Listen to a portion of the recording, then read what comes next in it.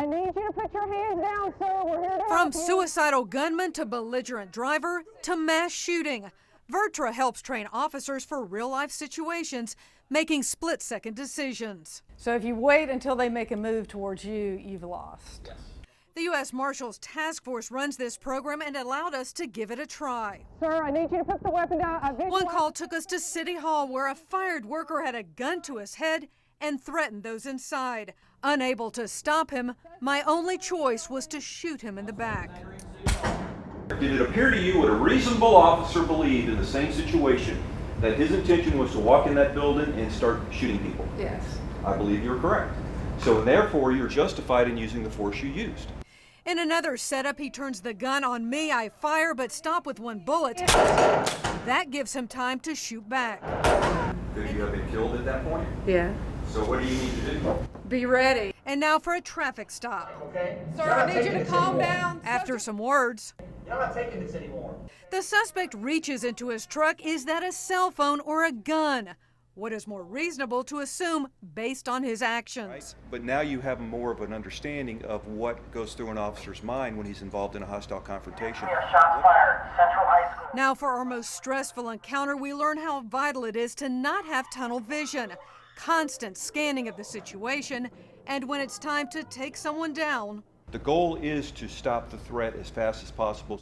shoot here or try to negotiate. This is your immediate threat, right?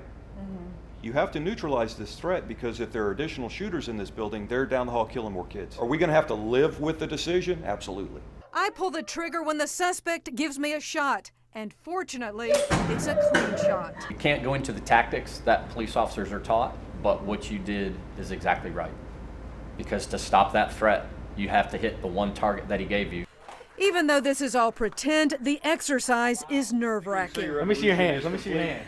All right, get back, ma'am. Get back, please. And as we find out in this situation with an office shooter, a quicker reaction on my part could have saved a life. Please, stop your weapon.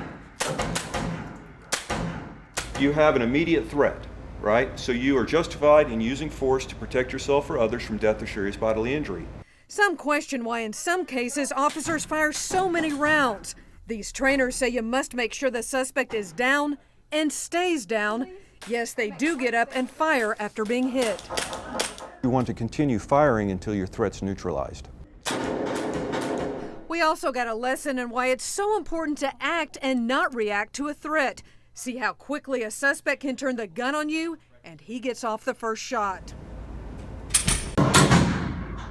Other questions officers often hear: why don't you fire a warning shot? Simple answer: you could hit an innocent bystander. There is no 100% way to predict where a bullet will hit or if it will ricochet off something. Police policies prohibit such warnings because of that threat. And as for shooting to injure, officers are always trained to aim for that critical body mass, the center, not a hand or leg. Force, they want to stop a threat as fast as possible so that the officer and civilians don't get injured. And to do that, you want to take a shot to where you're more likely to stop the threat, which is usually center mass. Roughly 1,500 officers across the metro area have gone through this course. Now we are armed with a better understanding of what our men and women in blue face every day.